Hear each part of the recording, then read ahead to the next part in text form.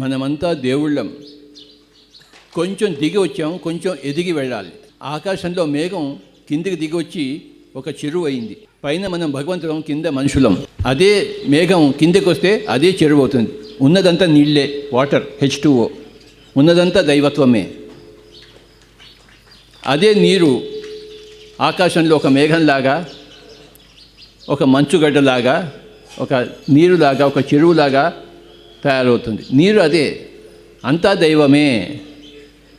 మనం దిగి వచ్చిన దేవుళ్ళము. ఈ శరీరంలో ఉన్నాము. ఈ శరీరం నుంచి బయటకు వచ్చిన తర్వాత మళ్ళీ మనం మేఘమై వెళ్ళిపోతాము. మళ్ళీ తిరిగి వస్తాము, మళ్ళీ వెళ్తాము, మళ్ళీ వస్తాము, మళ్ళీ వెళ్తాము. అదే మేఘం చెరువు అవుతుంది, అదే చెరువు మళ్ళీ మేఘం అవుతుంది. అక్కడ ఉంటే దేవుడు, ఇక్కడ ఉంటే మానవుడు. ఇదే మానవుడు అక్కడ దేవుడు, అదే దేవుడు ఇక్కడ మానవుడు. ఉన్నదంతా దైవత్వమే. ఒకటే దైవత్వం ఒక చీమ శరీరంలో ఉంది, అదే దైవత్వం ఒక ఏనుగు శరీరంలో ఉంది, అదే దైవత్వం ఒక మానవ శరీరంలో ఉంది.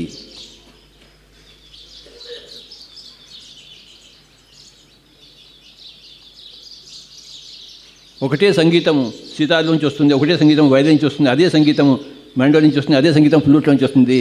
సంగీతం అంతా ఒకటే, దైవత్వం అంతా ఒకటే. ఇన్స్ట్రుమెంట్స్ వేరే, దేహాలు వేరే, శరీరాలు వేరే.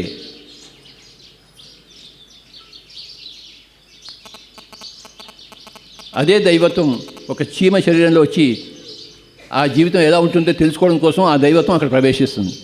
అదే దైవత్వం ఒక ఏనుగు శరీరంలో ప్రవేశించి ఆ ఏనుగు శరీరంలో జీవితం ఎలా ఉంటుందో తెలుసుకోవడం కోసం ప్రవేశిస్తుంది. అలాగే అదే దైవత్వం ఈ మానవ శరీరంలో ప్రవేశించి ఈ మానవ జీవితం ఎలా ఉంటుందో తెలుసుకోవడానికే దైవత్వం అంతా ఇగో మానవ శరీరంలో పుట్టింది. శరీరాలు వేరు వేరే, కానీ దైవత్వం ఒకటే. ఏనుగు శరీరం వేరే, చీమ శరీరం వేరే, దోమ శరీరం వేరే, మనిషి శరీరం వేరే, కానీ దైవత్వం ఒకటే.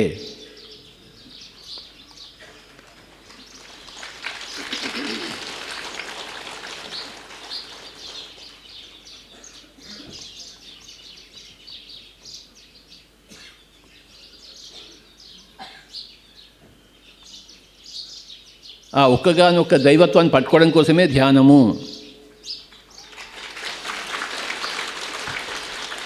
ధ్యానం లేక దైవత్వం దొరకదు, ధ్యానం లేక ఏకత్వం దొరకదు. ధ్యానం ద్వారానే దైవత్వం దొరుకుతుంది, అవగతమవుతుంది. ధ్యానం ద్వారానే ఏకత్వము అవగతమవుతుంది, లభ్యమవుతుంది.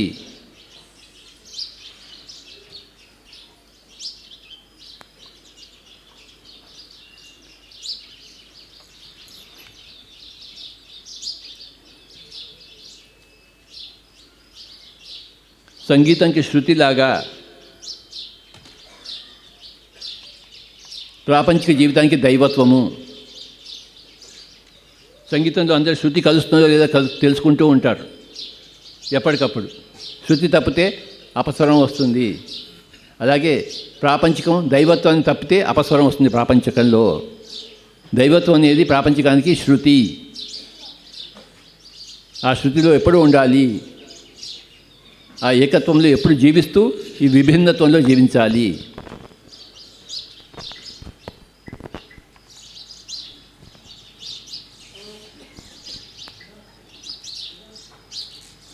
సంగీతంలో శృతి మారదు, స్వరాలు మారుతాయి, రాగాలు మారుతాయి, కానీ శృతి మారదు.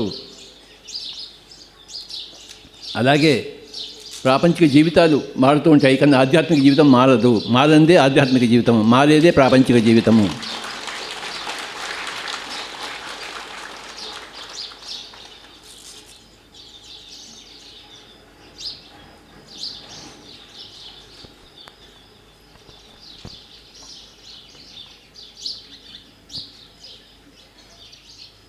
మనమంతా ఒక్కటే, బ్రహ్మం ఒక్కటే, పరబ్రహ్మం ఒక్కటే.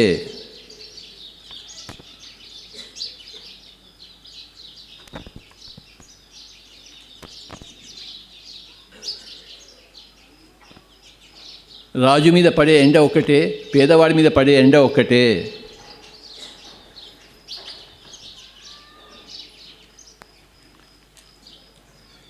అందరం ఒకటే విధంగా ఉన్నాము. ఆకలి అందరికీ ఒకటే, నిద్ర అందరికీ ఒకటే, దాహం అందరికీ ఒకటే, దుఃఖం అందరికీ ఒకటే, కాలు విరిగితే చెయ్యి విరిగితే నొప్పి అందరికీ ఒకటే.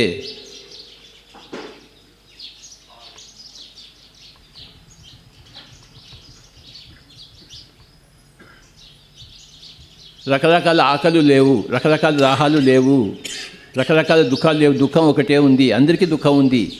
సత్యంలో జీవించకపోతే దుఃఖం ఉంది, ఏకత్వం తెలియకపోతే దుఃఖం ఉంది.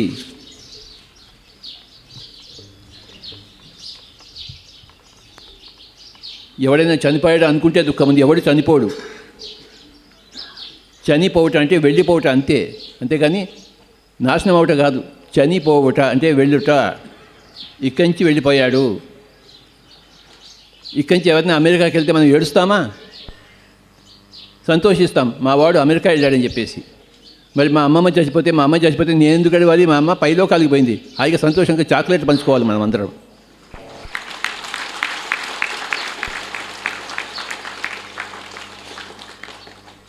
ఇక్కడి నుంచి అమెరికా పోవడం ఎలాగో ఇక్కడి నుంచి పైలోకాలకు పోవడం అంతే. అమెరికా నుంచి పోయి మళ్ళీ తిరిగి వస్తాడు భూలోకానికి, ఇండియాకి వస్తాడు. అలాగే భూలోకం నుంచి పైలోకం మళ్ళీ తిరిగి వస్తాం మనమంతా. జాతస్య ధ్రువో మృత్యు ధ్రువం జన్మ మృతస్య తస్మాత్ అపరిహార్యతే నత్వం శోచితం అర్హసి. పుట్టేవాడు చావక తప్పదు, చచ్చేవాడు మళ్ళీ పుట్టక తప్పదు. కనుక దేనికి ఏడవరాదు. ఏడ్చేవాడు అపండితుడు. ఇక్కడ ఎవరన్నా ఏడ్చేవాళ్ళు ఉన్నారా? లేకపోతే చప్పట్లు కొట్టండి. ఏడ్చేవాడు ఉంటే ఏడవండి.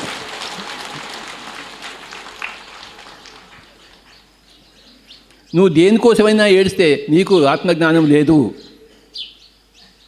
దేనికోసం ఏడ్చినా, వాడిలా అన్నాడు వీళ్ళ అన్నాడు, నువ్వు ఏడ్చావనుకో నీకు ఆత్మజ్ఞానం లేదు. మా అమ్మ చచ్చిపోయిందని ఏడ్చావనుకో నీకు ఆత్మజ్ఞానం లేదు. ఇండియా నుంచి అమెరికాకి వెళ్తే ఏడుస్తామా? సంబరాలు చేసుకుంటాం, మా వాడు అమెరికా వెళ్ళాడని చెప్పేసి. అలాగే ఇక్కడి నుంచి ఎవరైనా పైలోకాలకి వెళ్తే శరీరం వదిలిపెట్టేసి మనం సంబరాలు చేసుకోవాలి. ఏడ్చేవాడు అపండితుడు. ఎవరైనా దేనికైనా ఏడిస్తే నాకు పరమ అసహ్యంగా ఉంటుంది. నాకు వాడి ముఖం కూడా చూడబుద్ధి కాదు. నా దగ్గరికి నా తలకాయ నొప్పి వస్తుంది. నాకు ఎందుకు ఏడుస్తున్నాడో తెలియదు.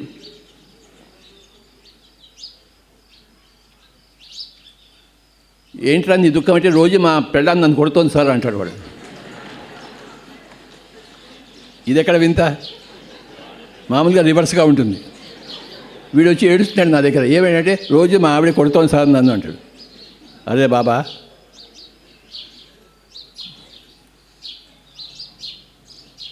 ఎవడైనా ఏడ్చేవాడు ఉంటే వాడు పరమ మూర్ఖుడు, పరమ అపండితుడు, పామరుడు, ఆత్మజ్ఞానం లేనివాడు.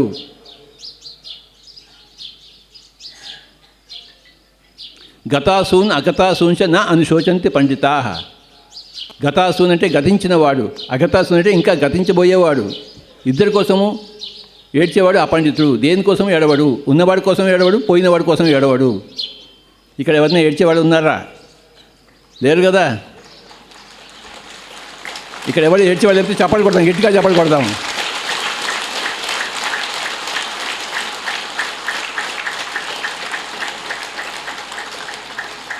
గట్టిగా చెప్పండి, నో ఏడుపు,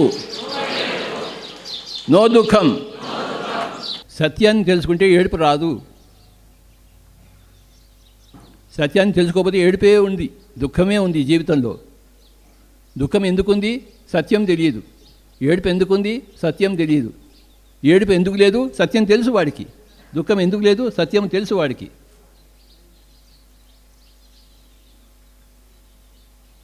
మీ దుఃఖానికి కారణం మీరు సత్యంలో జీవించకపోవడమే. అంతేకాని మీ అత్తమ్మ, మీ కోడలు కాదు మీ దుఃఖానికి కారణం. మనల్ని ఎవరైతే పీకు తింటున్నారో ఈ జన్మలో, మనం వాళ్ళని పీకు తిన్నాం గత జన్మలో. లేకపోతే వచ్చే జన్మలో వాళ్ళని మనం పీకు తింటాము అసత్యంలో జీవిస్తే. మొన్న నువ్వు నన్ను కొట్టావు కదా, ఇవాళ నేను కొడతాను. ఇదంతా అసత్యంలో జీవించడము. మొన్న నువ్వు నన్ను కొడితే ఇవాళ నేను కొట్టాలి ఏంటి నిన్ను? మొన్న నువ్వు నన్ను ఏడిపిస్తే ఇవాళ నిన్ను ఏడిపించాలా నేను? నో. నువ్వు నన్ను కొట్టడం నేను మర్చిపోయాను.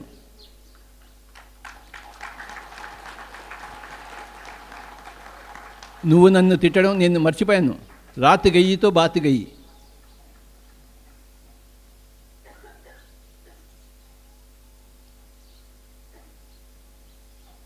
నిన్నటిది మర్చిపోవాలి, అప్పుడు దుఃఖం పోతుంది. నిన్నటిది గుర్తుపెట్టుకుంటే దుఃఖమే దుఃఖము.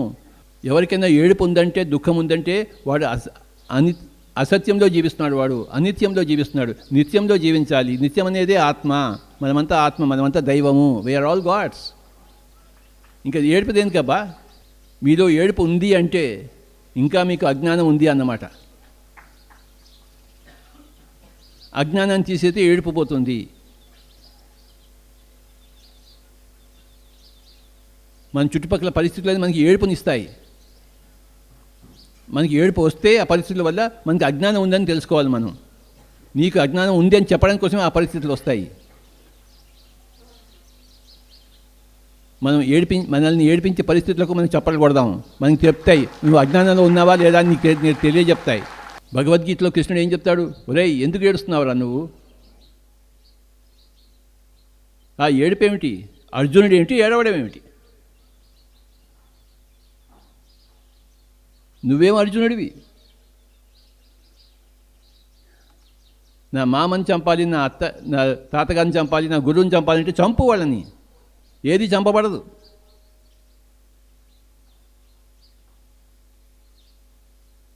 చంపబడేది, చంపబడేవాడు ఎవడు లేడు.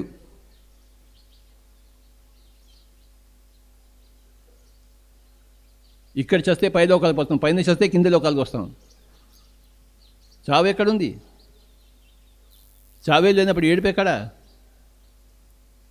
ఎవరిని ఏడ్చాడంటే వాడు సరిగ్గా భగవద్గీత చదవలేదు, సరిగ్గా ధ్యానం చేయలేదు, పిరమిడ్ మాస్టర్ కాలేదు, ధ్యానం చేయలేదు కనుక ఏడుపు ఉంది. చేశాడు కనుక ఏడుపు లేదు. భగవద్గీత చదివాడు, అర్థమైంది, ఇంక ఏడుపు లేదు. భగవద్గీత చదివాడు కానీ అర్థం కాలేదు, ఏడుపు ఉంది.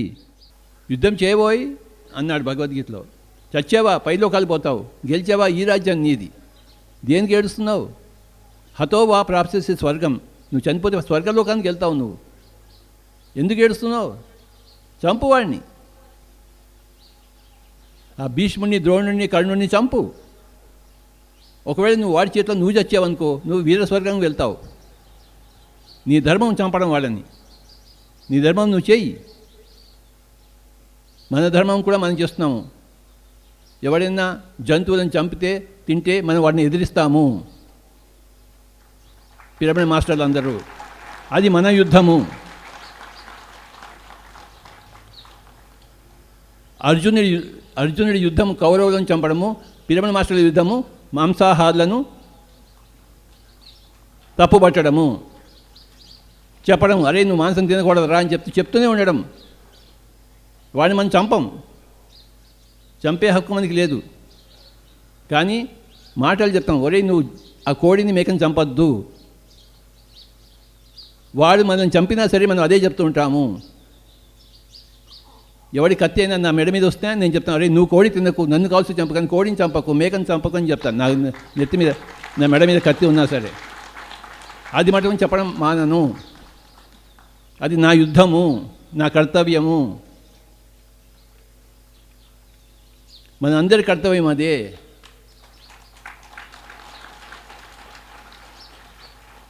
అదొక్కటే మన కర్తవ్యము. ఏ జంతువు చంపబడకూడదు, ఏ పక్షి చంపబడకూడదు, ఏ చేప పట్టుకోబడకూడదు. ఆ చేపని నీళ్ళలోంచి తీసే హక్కు ఎవడిచ్చాడు నీకు? ఎవడిచ్చాడబ్బా? నిన్ను నీళ్ళలో పెడితే నువ్వు ఎంత గిలిగిల కొట్టుకుంటావో, చేపని నీళ్ళలోంచి బయటికి తీస్తే అది అంత గిలిగిల కొట్టుకుంటుంది.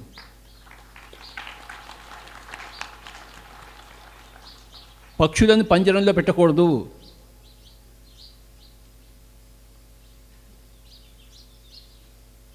ఒక పక్షిని నువ్వు పంజరంలో పెట్టావనుకో, వచ్చే జన్మలో నువ్వు పంజరంలో చిక్కుకుంటావు. అలాంటి పరిస్థితి నీకు వస్తాయి. You create your own realities. నీ వాస్తవాలను భవిష్యత్తు నువ్వే సృష్టించుకుంటున్నావు ఈ వర్తమానంలో నీ జీవించే విధానం వల్ల.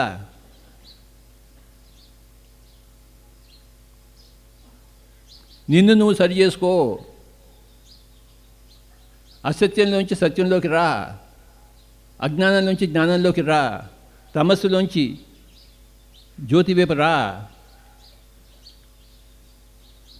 ఉపనిషత్తులో ఒక ప్రార్థన ఉంది, అసతోమ సద్గమయ, తమసోమ జ్యోతిర్గమయ, మృత్యోర్మ అమృతం గమయ. అంటే అర్థం అసతోమ సద్గమయ అంటే అసత్యానికి సత్యానికి తీసుకెళ్ళు. ఎవడు తీసుకెళ్ళేవాడు లేడు, నువ్వే వెళ్ళాలి. తమసోమ జ్యోతిర్గమయ, అంధకారం నుంచి జ్యోతి వైపు నన్ను తీసుకెళ్ళు, నేనెవడు తీసుకెళ్ళేవాడు లేడు. మృత్యోర్మ అమృతం గమయ, చావు నుంచి నన్ను, చావు లేని నువ్వు తీసుకెళ్ళు, ఎవడు తీసుకెళ్ళేవాడు లేడు, నువ్వే వెళ్ళాలి. అసత్యంలోంచి సత్యానికి నువ్వే ప్రయాణం చేయాలి, దాన్ని ఎన్నుకోవాలి, సత్యాన్ని ఎన్నుకోవాలి మనం. తమస్సు నుంచి జ్యోతి వైపు మనం ఎన్నుకోవాలి. మనల్ని మనం నడిపించుకోవాలి. ఎవడో మనం నడిపించే నాథుడు లేడు, మనకి మనమే నాథుడము, మన మొగుళ్ళము మనమే, మన నాథుడము మనమే. గమయ అంటే తీసుకెళ్ళు, నేను తీసుకెళ్ళేవాడు ఎవడు లేడు. అసతోమ సద్గమయ, నన్ను తీసుకెళ్ళు, ఎవడు తీసుకెళ్ళేవాడు లేడు, నువ్వు వెళ్ళాలి. ఆ రెస్పాన్సిబిలిటీ నీది. నువ్వు ధ్యానం చేయాలి, రోజు కూర్చోవాలి, కళ్ళు రెండు మూసుకుని కూర్చోవాలి, నీ శక్తిని పెంచుకోవాలి, నీ అజ్ఞానాన్ని రూపుమాపుకోవాలి. నువ్వు చేయాలి సాధన. దుప్పటి కప్పుకుని పడుకోకూడదు, లేచి కూర్చోవాలి, ధ్యానం చేసుకోవాలి, పుస్తకాలు చదవాలి, సజ్జన సాంగత్యం చేయాలి. జీవితంలో వచ్చే పరిస్థితులను సంతోషంగా చిరునవ్వుతో ఆహ్వానించాలి, ఎదుర్కోవాలి. దేనికి ఏడవకూడదు. ఏడిస్తే నీకే తెలుస్తుంది, నీకు ఇంత అజ్ఞానం, నువ్వు ఎంత ఏడుస్తున్నావో అంత అజ్ఞానం ఉందన్నమాట. నువ్వు ఎంత ఏడవవో అంత సుజ్ఞానం ఉందన్నమాట నీకు. నీ ఏడుపు నీకు చెప్తుంది నీకు ఇంకా ఎంత అజ్ఞానం ఉందో. నీ ఆకలి నీకు చెప్తుంది నువ్వు ఇంకా ఎంత తినాలో. ఆకలి లేకపోతే తింటావేమిటి? దుఃఖం లేకపోతే ధ్యానం ఎందుకు? నేను ఎప్పుడు ధ్యానం చేయను, అందుకని నాకు ఎప్పుడు దుఃఖం లేనే లేదు. నాకు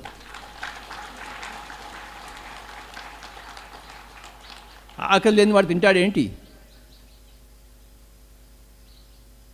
ఆకలి ఉన్నవాడు తినాలి, దుఃఖంలో ఉన్నవాడు ధ్యానం చేయాలి. ధ్యానం చేసి నీ దుఃఖం అంతరించినప్పుడు ఇంకా ధ్యానం కూడా అంతరిస్తుంది. నువ్వు హాయిగా జీవిస్తావు, ధ్యానం లేకుండా హాయిగా జీవిస్తావు. ధ్యానం వలన హాయిగా జీవించడం కాదు, ధ్యానం లేకుండా హాయిగా జీవిస్తావు. ఆ స్థితికి మనం చేరుకోవాలి. ఈ జన్మలో నేను ఇప్పటిదాకా ధ్యానం చేయనే లేదు, అన్ని అబద్ధాలు ఆడాను మీతో, మీకోసం అబద్ధాలు ఆడాను, నేను ఎంతో ధ్యానం చేస్తున్నానని చెప్పేసి. ఎవరికి చెప్పకండే. చెప్తారేంటి? నా కొంప ముంచొద్దు. ఆయన రోజు ఎంతో గంటల ధ్యానం చేస్తాడని చెప్పాలి మీరందరూ. 100 అబద్ధాలు ఆడని ఒక పెళ్లి చేయమని చెప్పారు. అర్థమైందా? ఇప్పుడు చెప్పండి, నేను ధ్యానం చేశానా లేదా? చేశాను కదా. అమ్మ బాబోయ్, బతికించారు నన్ను.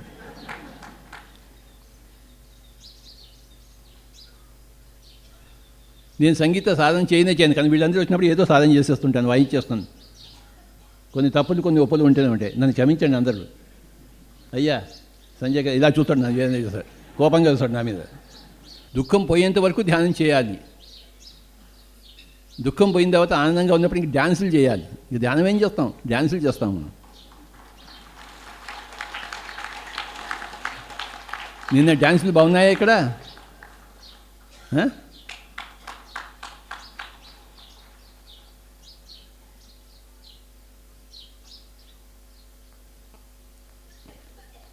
ఒకవేళ మీకు దుఃఖం ఉంటే, ఒకవేళ మీ దగ్గర ఏడుపు ఉంటే, మీరు ఇంకా ధ్యానం చేయలేదన్నమాట, ధ్యానం చాలా తక్కువైందన్నమాట. మీరు ఇంకా ఎక్కువ హెచ్చించాలి మీ ధ్యానాన్ని.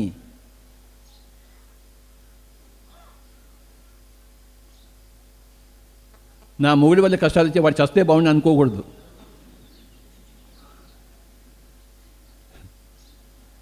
ఏ మొగుళ్ళు అన్ని కష్టాలే పెడుతుంటారు ఎప్పుడు.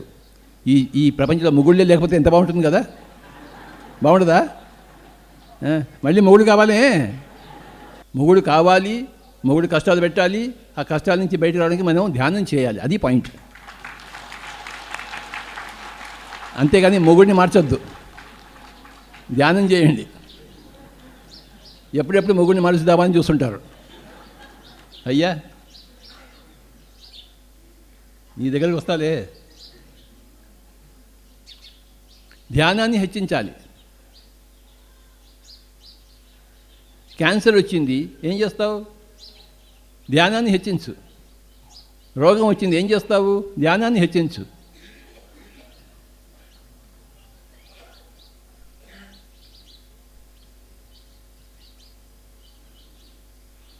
నా ఫ్లూట్ పెద్దదా చిన్నదా చెప్పండి? ఇది చిన్నదా పెద్దదా? దీని పక్కన ఒక చిన్నది పెట్టానుకోండి, ఇది పెద్దది. దీని పక్కన పెద్దది పెట్టానుకోండి, ఇది చిన్నది. అలాగే మన సమస్య ఫ్లూట్గా ఉన్నప్పుడు ఒక బొంగంతా ధ్యానం చేస్తే ఇది చిన్నది అయిపోతుంది, సమస్య చిన్నది అయిపోతుంది. సమస్య పెద్దగా ఎందుకు ఉంది? పక్కన ధ్యానం లేదు.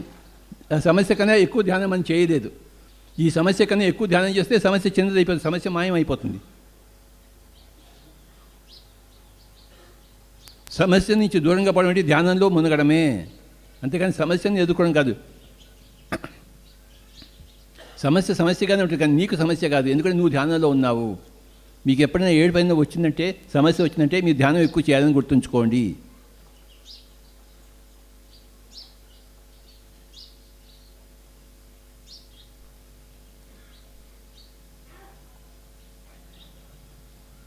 కళ్ళు రెండు మూసుకోవడంలో ఏం కర్మ ఉంది? ఎందుకంత కష్టపడతారు కళ్ళు మూసుకోవడానికి? కళ్ళు మూసుకోవాలి, గంటలు గంటలు గంటలు గంటలు మూసుకోవాలి. కూర్చున్న చోటు నుంచి లేవకూడదు.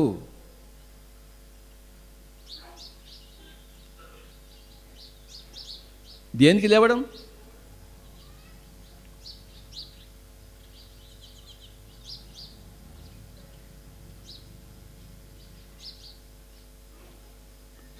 ఒక జాపనీస్ వర్డ్ ఉంది, జాజెన్ అని చెప్పేసి. దానికి అర్థం కూర్చోవాలి అని అర్థం. కూర్చోవాలి అంతే, అదే ఒకటే మెసేజ్. జాజెన్ అంటే కూర్చో, కూర్చో, కూర్చో అంతే. లేవకు, లేవమాక, డోంట్ గెటప్, కూర్చో.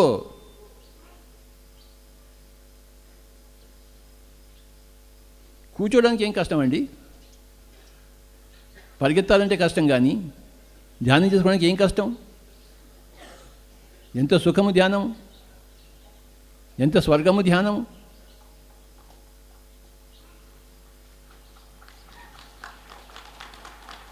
ధ్యానం లేకపోవడమే నరకము, ధ్యానంలో ఉండడమే స్వర్గము. కూర్చోవాలి, కూర్చోవాలి, లేవకూడదు.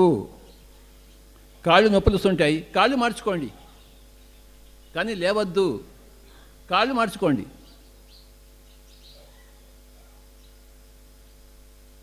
ఈ కాలు తీసి ఈ కాలు మీద పెట్టండి, కాళ్ళు మార్చుకోండి, కానీ లేవద్దు, కళ్ళు తెరవద్దు. ఎన్నో ఆలోచనలు వస్తున్నాయి సార్ అంటారు. వచ్చే రాని, నువ్వు మటుకు కళ్ళు తెరవద్దు.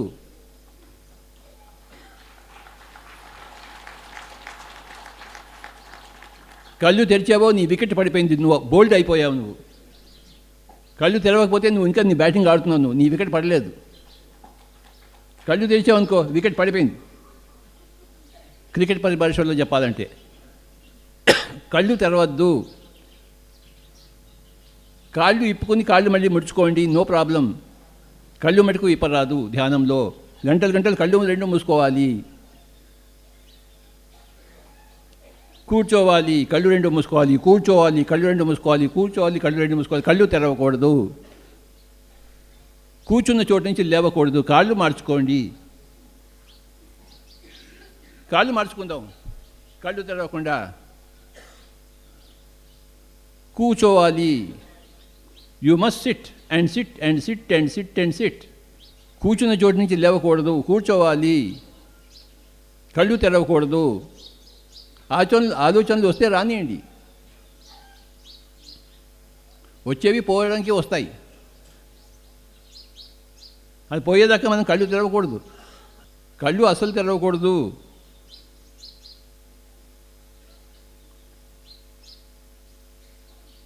మౌనం అంటే నోరు ఇప్పకుండా ఉండడం, ధ్యానం అంటే కళ్ళు తెరవకుండా ఉండడం, అంతే, అంతకనికి ఏమీ లేదు.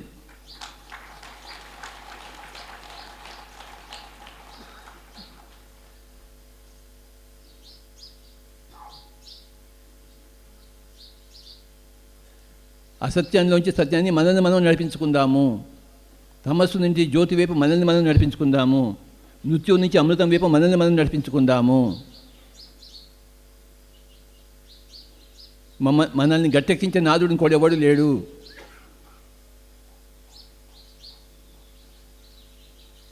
There is no saviour. Yesu ప్రభు వస్తాడు నన్ను బతికిస్తాడంటే ఎవడు నిన్ను బతికించడు. నిన్ను నువ్వు బతికించుకోవాలి, నిన్ను నువ్వు ఉద్ధరించుకోవాలి. చావు అంటే అమెరికా పోవడమే, సంబరాలు. మా అమ్మ చచ్చిపోయింది, చాక్లెట్ పంచండి. మా నాన్నగారు చచ్చిపోయాడు, చాక్లెట్ పంచండి. నా కొడుకు చచ్చిపోయాడు, చాక్లెట్లు పంచండి. ఒకసారి ఏమైందంటే తిరుపతిలో ఒక 25 సంవత్సరాల కింద మాట, మన పిల్లడు మాస్టర్ ఒకడు వాళ్ళ అబ్బాయి బర్త్డేకి నన్ను పిలిచాడు తిరుపతిలో. నేను చాక్లెట్ తీసుకుని వెళ్ళాను. 3 ఏళ్ళ అబ్బాయి బర్త్డే పార్టీ. ఇన్ని చాక్లెట్ తీసుకెళ్ళాను. వాళ్ళ ఇంటికి వెళ్ళి సగం చాక్లెట్స్ ఇచ్చాను, మిగతా సగం చాక్లెట్ నా దగ్గర పెట్టుకున్నాను. ఆ తల్లి అడిగింది, సగమే ఇచ్చారంటే చాక్లెట్స్, ఇంకా సగం ఏం చేస్తున్నారంటే, ఈ పిల్లాడు ఇప్పుడు చచ్చిపోతే మిగతా సగం ఇస్తానని చెప్పాను. ఎప్పుడు చచ్చిపోతాడో తెలియదు కదా, అందుకే పక్కన పెట్టుకున్నాను. ఇప్పుడు చచ్చిపోతే అనుకో మిగతా సగం ఇచ్చేస్తాను అన్నాడు. ఆ అమ్మాయి బోర్ని ఏడవడం మొదలుపెట్టింది. స్వామీజీ నోట్లోంచి వచ్చింది చచ్చిపోతాడేమో అని చెప్పేసి. నా నోట్లోంచి వస్తే చచ్చిపోతాడేంటి?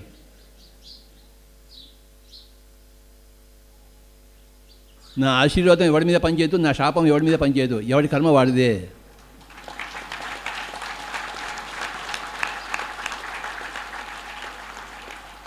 ఈ అబ్బాయి తల మీద చేయబెట్టి నీ సహస్రాన్ని తెరుచుకుంటుంటే తెరుచుకుంటుంది ఏంటి? ఈ అబ్బాయి నా తల మీద చేతి పెట్టి ఇవాళ నేను తబలా వేస్తాను, నేను తబలా వేస్తాను ఏంటి? ఏమయ్యా, నా చేయబెట్టు, నాకు తబలా రావాలి. చేయబెట్టవయ్యా, నాకు తబలా రావాలి, ఆశీర్వదించు. అయ్యా సీతార స్వామి,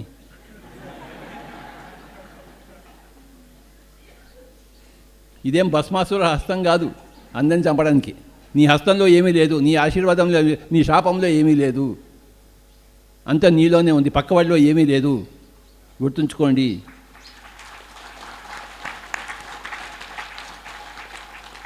మనం ధ్యానం చేస్తే అది మనకి వరం అవుతుంది. మనం ధ్యానం చేయకపోతే మాంసం తింటే అది మనకి శాపం అవుతుంది, అంతే. మనల్ని శాపం ఇచ్చేది మనమే, మనకి వరాలు ఇచ్చుకునేది మనమే. మాంసం తింటే శాపము, ధ్యానం చేస్తే వరము, అంతే. ఎన్ని కోళ్ళను కోసుకున్నామో అన్ని శాపాలు తీసుకుంటున్నాము, ఎన్ని ధ్యానాలు చేస్తున్నామో అన్ని వరాలు తీసుకుంటున్నాము మనము.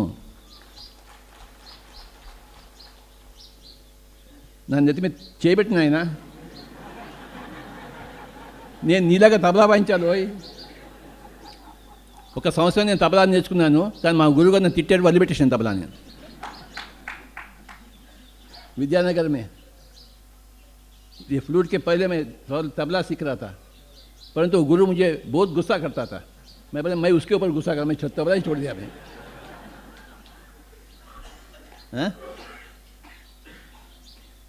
మీరందరూ చల్లగా ఉండాలి, నీ ఆశీర్వదిస్తే మీకు చల్లగా ఉంటారేంటి? వేడిగానే ఉంటారు మీరు, కొత్తలాడుతూ ఉంటారు. చెప్పండి, నో ఆశీర్వాదము, నో శాపము. నీ మాంసం తినడమే నీకు శాపము, నీ ధ్యానం చేయడమే నీకు వరము. ఎన్ని వరాలైనా సంపాదించుకోండి, కూర్చుని వరాలు సంపాదించుకుంటూనే ఉండండి ధ్యానంలో.